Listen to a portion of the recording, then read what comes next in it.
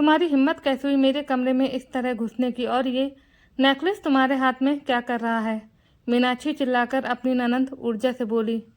ऊर्जा बोली, भाभी मैं तो बस आपको मुंह दिखाई की रस्म के लिए बुलाने आई थी। माँ ने कहा है नीचे सब मेहमान आ चुके हैं, तो आप भी जल्दी आ जाइए। और आपका ये नेकलेस बाहर नीचे पड़ा था, जो मैंने नीचे से अभी उठाया।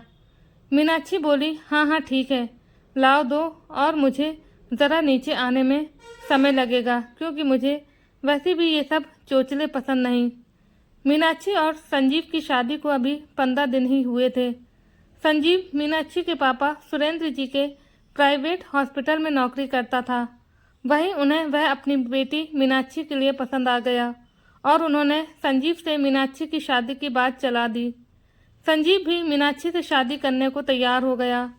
तब संजीव की माँ कुसुमा जी ने संजीव को समझाया था कि मीनाक्षी एक बड़े घर की मॉडर्न ख्यालों की लड़की है, क्या वह हमारे मिडिल क्लास घर में अपनी ज़िंदगी गुजार पाएगी? तब संजीव ने कहा था, माँ वह मॉडर्न ज़रूर है, मगर उसका व्यवहार अच्छा है।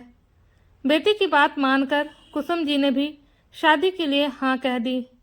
जैसे ही मीनाक्षी और संजीव की सगाई हुई, मीनाक्षी ने सगाई में ही अपने तेवर दिखाने शुरू कर दिए। शादी शॉपिंग के लिए जब कुसुम जी ने मीनाक्षी को अपने साथ चलने के लिए कहा तो मीनाक्षी बोली, आंटी जी मेरी पसंद बहुत भारी है और आप लोग मुझे 20-30 हज़ार रुपये का लहंगा पसंद करवाएंगे, मगर मुझे तो 1 लाख रुपए तक का लहंगा लेना है, इसलिए बेहतर होगा मैं अपनी सहेली को ले जाकर अपने लिए लहंगा ले आऊं। तब कुसुमा जी और उनकी बेटी को बहुत बुरा लगा। अब ये हर बार का हो गया था। मीनाक्षी हर बार अपने पैसों का घमंड अपनी सास और ननंद को दिखाती और हर बार उन पर उनका अपमान करती। संजीव और मीनाक्षी की शादी तुरंत बाद मीनाक्षी के पापा ने उन दोनों के हनीमून जाने की टिकट निकाल दी थी और 2 दिन पहले पूरे 15 दिन बाद वे लोग हनीमून से लौटे थे। इसलिए कुसुमा जी ने मुंह दिखाई की रस्म आज रखी थी, मगर मीनाक्षी को इन सब रीति रिवाजों से कोई मतलब न था, इसलिए वह नीचे जल्दी नहीं जाना चाहती थी। एक रोज़ ऊर्जा अपनी सहेली के घर पढ़ने गई थी और कुसुमा जी कीर्तन में गई थी। मीनाक्षी को सो रही थी, इसलिए वह लोग बिना बताए चले गए थे। उनके आने के बाद मीनाक्षी ने ज़बरदस्त हंगामा शुरू कर दिया और बोली, माँ जी मुझे थोड़े समय बाद फ़ोन करके बता सकती थी, और ऊर्जा तुम्हें बस पढ़ाई के नाम पर गुलछर्रे उड़ाने आते हैं। आज तो मीनाक्षी बोलने की सारी हदें पार कर रही थी। जब कुसुमा जी ने संजीव से बहू को समझाने की बात कही तो संजीव भी मीनाक्षी की ही भाषा बोलने लगा और बोला, माँ सही तो कह रही है मीनाक्षी, ऊर्जा पढ़ने का नाम लेकर बाहर क्या करती है ये हम थोड़ी जानते हैं, और आप भी भजन कीर्तन कम कर घर पर ही ध्यान दीजिए। बेटे के मुंह भी ऐसे कड़वे शब्द सुनकर कुसुमा जी और ऊर्जा की आंखों में आंसू छलक पड़े। तब कुसुमा जी ने ऊर्जा को अपने से दूर हॉस्टल में पढ़ने के लिए भेजने का दृढ़ निश्चय किया, क्योंकि अब रोज़ घर पर मीनाक्षी किसी न किसी बात को लेकर किचकिच करती रहती थी। ऊर्जा को बाहर भेजने का फैसला सुनकर मीनाक्षी बोली, माँ जी हम लोगों से ऊर्जा की पढ़ाई या हॉस्टल में रहने की फ़ीस का खर्चा आप मत मांगिएगा। ऊर्जा बोली, भाभी आप इसकी चिंता मत करिए, मुझे 90% स्कॉलरशिप मिली है, इसलिए मेरा खर्चा माफ़ कर दिया गया है। कुसुमा जी मीनाक्षी के कड़वे शब्द सुनकर बोली, मीनाक्षी इतना घमंड अच्छा नहीं है, वक्त बदलते देर नहीं लगती। ऊर्जा दूसरे शहर पढ़ने चली जाती है और यहाँ मीनाक्षी अब संजीव और अपनी मनमर्जी से अपनी ज़िंदगी जीने लगते हैं। मीनाक्षी की छोटी बहन रिंकू की शादी में मीनाक्षी 1 महीना मायके में ही रह जाती है और खूब पैसे उड़ाती है।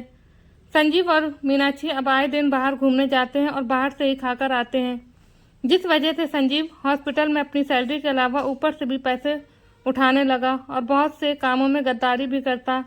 जब ये बात मीनाक्षी के पापा सुरेंद्र जी को पता चली तो उन्होंने मीनाक्षी को घर बुलाकर सब बताया। उस पर मीनाक्षी बोली, हाँ तो पापा आपका जो कुछ भी है हम बेटियों का ही तो है। सुरेंद्र जी बोले, बेटा तुम्हारी बहन रिंकू भी तो है, उसका पति खुद बहुत बड़ा बिजनेसमैन है और वह हमारे ऊपर आधारित नहीं है। मैंने संजीव को समझदार ईमानदार समझकर तुम्हारा हाथ उसके हाथ में दिया था, मगर शायद तुम्हारे इतने खर्चों के कारण संजीव भी अब गद्दारी करने लगा है। अगर वैसा ही करता रहा तो मुझे उसे नौकरी से निकालना होगा। मीनाक्षी बोली, पापा आप ये मत भूलिए कि मैं भी जमीन जायदाद के लिए आप पर केस कर सकती हूँ। संजीव और मीनाक्षी अपनी हरकतों से बाज नहीं आए, जिस वजह से सुरेंद्र जी ने संजीव को नौकरी से निकाल दिया और मीनाक्षी को धमकी दी कि वह चाहे तो संजीव पर गद्दारी करने का केस भी कर सकते हैं, मगर दामाद के ऊपर केस करना उन्हें शोभा नहीं देता, इसलिए छोड़ रहे हैं। यहाँ संजीव और मीनाक्षी एक दूसरे से झगड़ने लगते हैं और जो कुछ भी हुआ उसका इल्ज़ाम एक दूसरे पर लगाने लगते हैं। यहाँ दूसरी ओर ऊर्जा अपनी परीक्षा में पास हो जाती है और उसे पुलिस अधिकारी की नौकरी मिल जाती है। ये सुनकर मीनाक्षी और संजीव प्लान करते हैं कि अब उन्हें ऊर्जा को अपने पक्ष में लेना है, क्योंकि वह उनके आगे काम आ सकती है। मीनाक्षी आज 2 सालों बाद अपनी सास से मीठी बातें करती है और ऊर्जा के आने के उपलक्ष्य में ढेरों पकवान बनाती है और उसके आने का स्वागत करती है। कुसुमा जी भी आज बहू के मीठे शब्दों से खुश होती हैं। जैसे ही ऊर्जा आती है, मीनाक्षी उसका फूल मालाओं से स्वागत करती है। घर में बने ढेरों पकवानों को देख ऊर्जा को वो दिन याद आ जाता है जब मीनाक्षी ने उन्हें एक बार सब्जी रोटी तक के लिए सुना दिया था। ऊर्जा बोलती है, माँ चलो मैं तुम्हें लेने आई हूँ। मीनाक्षी बोली, ऊर्जा तुम हम सभी को कहीं घुमाने ले जा रही हो क्या? चलो हम भी चलते हैं। कहकर वह बाहर ऊर्जा की गाड़ी के पास आकर खड़ी हो जाती है। ऊर्जा बोली, भाभी पुलिस अधिकारी की गाड़ी में बैठने की आपकी हैसियत नहीं है। संजीव बोला, ये कैसी बातें कर रही हो ऊर्जा, क्या हमने तुम्हें यही संस्कार दिए हैं? ऊर्जा बोली, मैं तो बस आप दोनों की भाषा ही बोल रही हूँ भैया। कुसुमा जी बोली, मैंने कहा था ना बहू, वक्त बदलते देर नहीं लगती। ऊर्जा अपनी माँ को गाड़ी में बिठाकर अपने नए घर लेकर चली जाती है और संजीव और मीनाक्षी एक दूसरे का मुंह ताकते रह जाते हैं।